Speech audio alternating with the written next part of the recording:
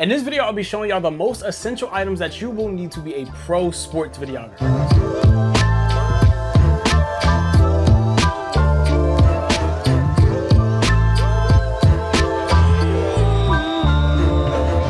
What's up, YouTube? Welcome back to another video. If your day's not going good, I hope tomorrow is better. Have subscribed, click the subscribe button and notification bell. If you subscribe, thank you for your loyalty. Now, I always speak in my videos in the beginning from the perspective of people who have already watched me, but I'm gaining new subscribers and new followers every day, so I just want to go ahead and introduce myself for those who don't know. My name is Damon. I'm a photographer. I've been doing videography and photography on many different levels, not just sports, or in many different fields, not just sports, but I do a whole lot of sports photography, and I've been doing this since 2020. So I know a little bit of what I'm talking about, have a little bit of background on what things work, what things don't, the things that you really need to achieve those really amazing pro-like videos on all fields. This will work football, baseball, soccer, basketball, volleyball, anything. These items are the essentials for any type of sports videography. So if you're new here, subscribe, join the DTV Army. We have a Discord link in the description down below. You can join, the Discord channel, be a part of the community officially, broadcast channel, all that stuff's down in the description down below. Without further ado, let's get right into this. So as I'm listing a specific piece of equipment, I want to make it easier for you guys, so I'm not going to send y'all some scavenger hunt. The links to every piece of equipment will be down in the description down below. And I will also be giving expensive options and cheaper options that'll still basically achieve the same damn thing. Obviously, the more expensive option will have a little bit of benefits, but the end goal is the same. Starting off with your camera. The beautiful thing about videography and the field of which videography is in right now, unless you're shooting something for a cinema movie or something like that, you don't really need to be shooting any type of 4K, 8K, yada, yada, yada. It's not necessary. The majority of the work in the sports videography realm right now is all used social media based. Instagram, Facebook, Twitter, YouTube, whatever the case may be. So the type of camera you use, it does not need to be able to shoot 4K 120. Although it's great if you have it, it doesn't need it. One thing you will need from a camera is to shoot 120 FPS. Starting off camera on this list, a cheaper option would be the A6500. I've got mixed signals about this camera when it comes to photography.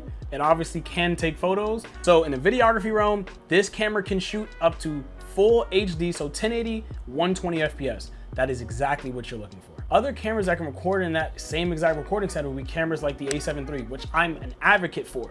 However, this camera comes in at a fraction of that price. Obviously with the camera, color may be a little bit different here and there, but no, quality wise, it will be the exact same. Now, if you have a little bit of a bigger budget, you can obviously go for a camera that's like the A7S III. Now, there's also the other realm of cameras where you can tap into cinema, where you can get the FX3, FX6. I wouldn't recommend it as a videographer because y'all know how I feel, never limit yourself. So if you're just getting a camera, do not get a cinema camera because you will only be able to do video with it. But it's all up to where you are. Now we're gonna talk about lenses. This is very important in the realm of videography, and you kind of need to have some variety. I say this because it all depends on what you're shooting. Let's just say, for example, you're shooting basketball. You might want to go ahead and have a wider lens, because let's just say you're sitting baseline, let's just say you're shooting football. You're gonna need that telephoto lens because you're not on the field with the players, you know what I mean? And you still wanna be able to capture things of really high quality. So this is why I say you don't have to blow the bank on the camera, but your lenses though, they're important, they matter. You always wanna make sure your lens is a 2.8 f-stop. That's really important when it comes to shooting sports because a lot of games may happen at night. A lot of indoor facilities, lighting is terrible. So you wanna bring in as much light from your camera as possible, so you having that 2.8 f-stop is perfect. So from there, the focal lengths that I would 100% recommend, something like a 24-70 and a 70-200. Anything within that general realm, with those two lenses, you are perfect. Whatever camera brand you have, you do not have to shop at your specific camera brand. You could also just go third party. Sigma makes some amazing lenses that are super close competitors, damn near half the price. Quality is the exact same. The Sigma lens is bigger and heavier, but what do I care for? You know what I mean? You can go used, you can go third party, and that's a great way to save some money as long as, once again, the end result is the same, right? Stick with me now, okay. Now that we have your camera and your lens out the way, you're gonna need a mic. Audio is super important. You don't need to blow the bank, right? You do not need to blow the bank, but you need to make sure that you are still capturing audio. So with that, you will need a shotgun mic. I recommend, I won't say any Rode shotgun mic, I would say anything around that $100 and up. Obviously, the higher you go, the better the quality. This Rode shotgun mic, it's $100. I've been using this as well for about 3 years. It has done me well so far, and for any type of sports, it is perfect. I wasn't a highly touted middle school player, high school player, or college player. You know, I had to do my work behind the scenes, you know, like you did. I had to earn my way. The next thing that I was not a huge advocate for in the beginning of things, but I have since found the space for it. I see why it makes sense, and that is going to be a monitor. I'm one of those type of people that don't really like change, so I'm kind of used to my own style of shooting and stuff like that, but I cannot sit here and downplay the importance of using a monitor when you're shooting things like football or any sport, bro. If you're using a mirrorless camera, just that screen on the back is so small, it's so tiny, you're not being able to intake as much information, and you just have a whole lot more flexibility when you can adjust where the screen is of what you are recording. This is how majority of sports videographers record at these basketball games. Me, no, I still don't. I still personally sit down because I like the even lower angle, but that angle is still very good. And if it's comfortable for you and you could still have a whole lot, maybe you have a little more control and stuff like that, it just gives you that flexibility versus having to, you know, being like this, looking at the monitor behind your camera. Y'all see here, this picture is from back in 2021. I was using the monitor back then as well. And for the football game, having it on a tripod with the monitor, beautiful. That setup is beautiful. I would not recommend. We're gonna get to that later. Now, the last key important thing that you are going to need in the realm of being a sports videographer that no one speaks about, and this isn't even technically camera equipment, laptop or a desktop. Just get yourself a good computer or laptop because editing is a big portion of sports videography. It's actually, I think 70% of sports videography, you're editing majority of the time. I personally would recommend a desktop specifically because you get more bang for your buck. Laptop is perfectly fine as well. Because, I mean, honestly, for a lot of videographers and a lot of just photographers, a laptop is a lot more convenient because you can edit on the go. A lot of people like to do that. I personally don't. Not that I don't like to, I've just never been in a situation where I had to. And with that, that will be all for the main key things of what you're gonna need, right? Now, we're gonna get into the accessories. We're gonna speed through this. I'm not gonna keep y'all here forever, but these are important. And every single one of these key factors, just assume this as add-ons to your character. And once you have all these add-ons, you are built, you are stacked. First things first, you're gonna find out that you need this for the monitor to even attach to your camera in the first place, but you need a cage for your camera. Along with that cage, you need arms for the camera. This makes it so that you're not holding the camera like this. You have more stability to kind of stabilize the camera.